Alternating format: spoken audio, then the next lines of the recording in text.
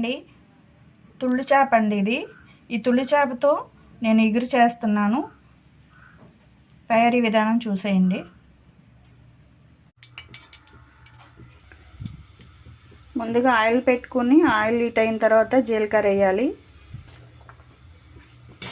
ఉల్లిపాయ ముక్కలు, పచ్చిమిర్చి ముక్కలు, కొంచెం పసుపు, ఉప్పు, అల్లం వెల్లుల్లిపాయ పేస్టు,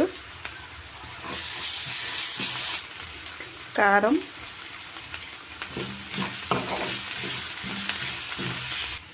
చేప ముక్కలు వేసేయాలి.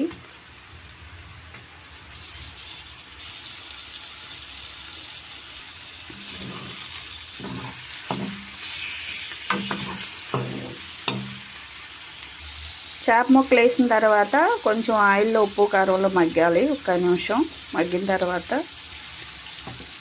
ఉప్పు కారంలో ఒక నిమిషం అట్లా మగ్గనిచ్చిన తర్వాత కొంచెం వాటర్ పోయాలి. ఇగురు కదా, చింతపండు పులుసు పోయట్లేదు. పులుసుకైతే పులుసు, ఇది ఇగురు కాబట్టి కొంచెం నీళ్ళు పోయాలి.